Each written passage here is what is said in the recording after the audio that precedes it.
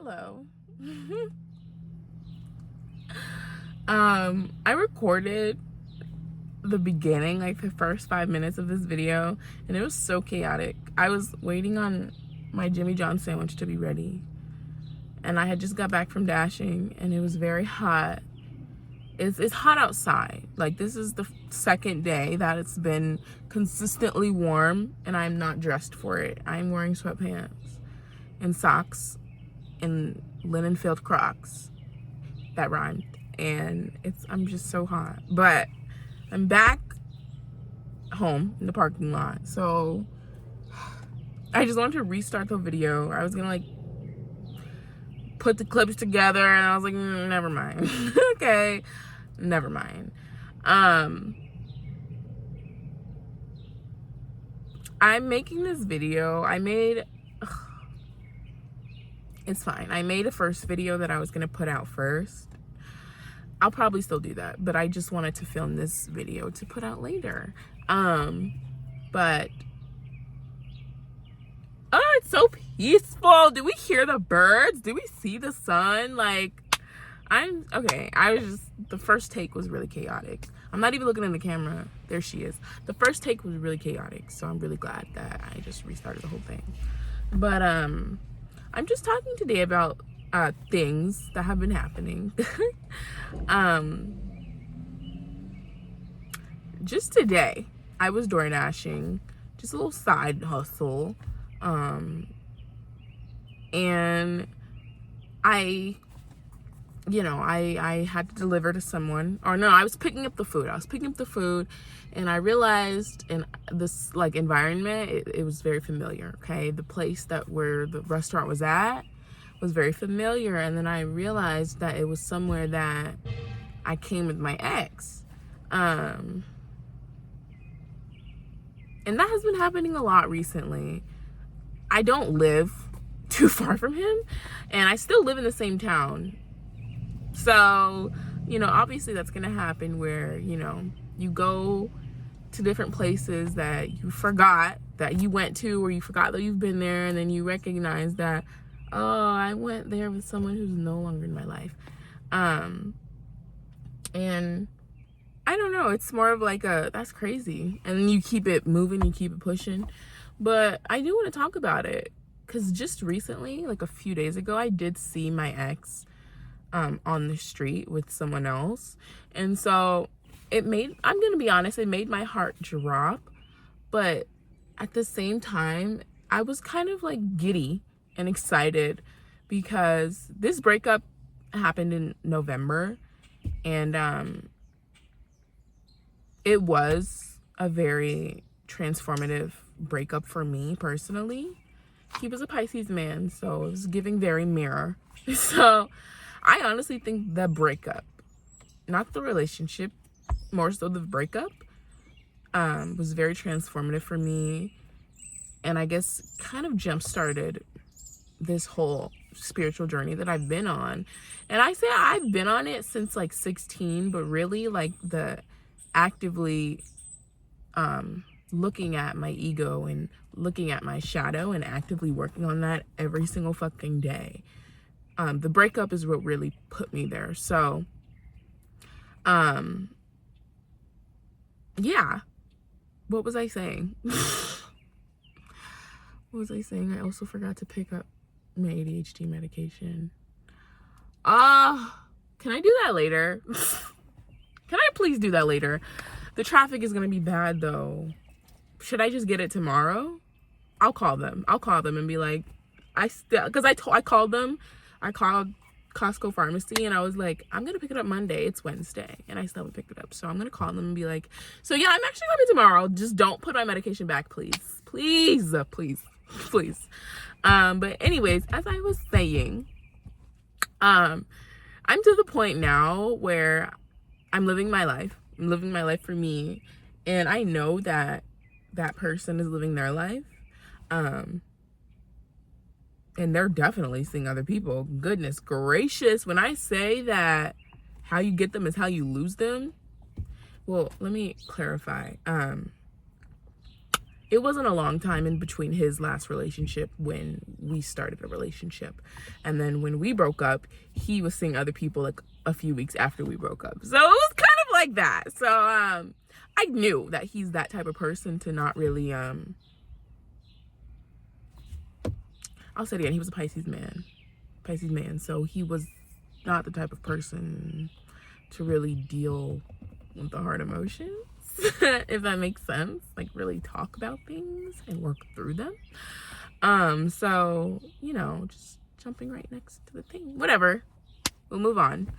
I saw him with another person and it made my heart drop, but then I was like, I just felt so it was like a relief kind of, it was like lift off my shoulder, like, and when I saw it, and I couldn't stop saying, like, that's crazy. Like, I was driving and then I saw him on the street, but I couldn't stop saying, that's crazy, that's crazy, that's crazy, that's crazy. I kept saying that's crazy because it had confirmed what I had already knew. And like,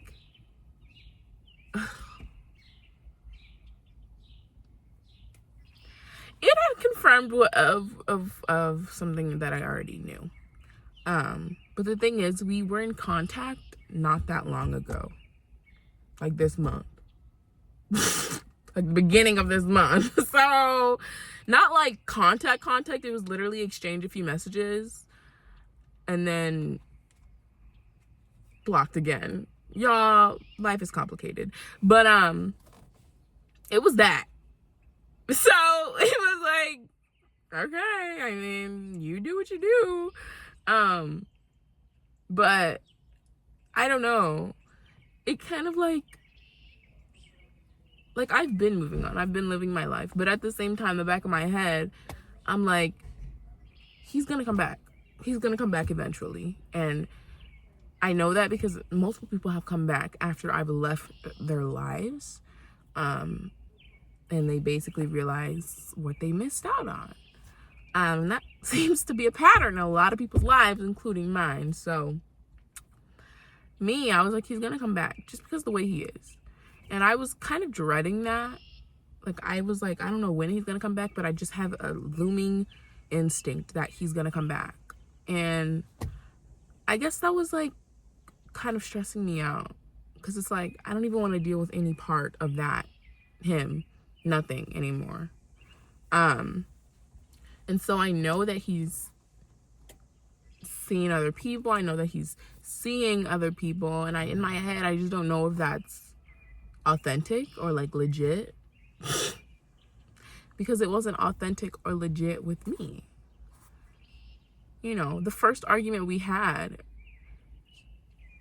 you know, he wanted to break up. So literally the relationship was not that long. It was 3 months. So yeah.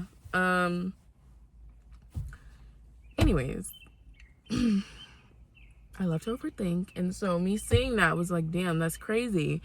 But it just confirmed externally what I knew on the inside. And I guess seeing it in person is like, I don't have to worry about nothing, literally. And, you know, it's not like I'm thinking about him all the time. You know, I'm worrying about him or what he's doing all the time. It's just that like subconscious, like looming thought that he might come back. And I don't want to deal with that because I feel like the breakup transformed me into the person I am today, and I'm so grateful for that breakup, but I don't want anything coming in and fucking that up. I've built such a good foundation for me and me and me. But I guess what I'm trying to say, seeing that, I was like, that's crazy. You really do just never see people again. I mean, see them on the street because you're in the same town, but like you never like, I don't know. People are in your lives and then they serve their purpose and they're not in your life anymore. And I think seeing that externally was just like, wow, that's actually true. Because like you move on knowing that. Sorry, I'm gonna roll my window up a little. You move on knowing that. And you knowing that, and it helps you move on. But then when you see it, it's like, yeah, okay, you're right. And I've been moved on, you know. But again, I think it's just like, I have this thing where I get such an ego boost when people come back and ask for me back and I can say no. It's like, I just be waiting on it sometimes. It's like, girl, don't even think. Don't even think. Because every time it does happen, I have gotten an ego boost. I have gotten you know what? That's your karma. You missed out. And it does kind of make me feel like, yeah, you better feel that way. So I guess, like, I want to be there to see his karma. But then I'm like, it's none of your business. It's none of your business, Carl. Like, just keep thinking about it. Keep focusing on what the fuck you're doing. So I think it was more that. Like, I definitely wanted, like, the satisfaction of saying no to him if he does come back because of how he hurt me.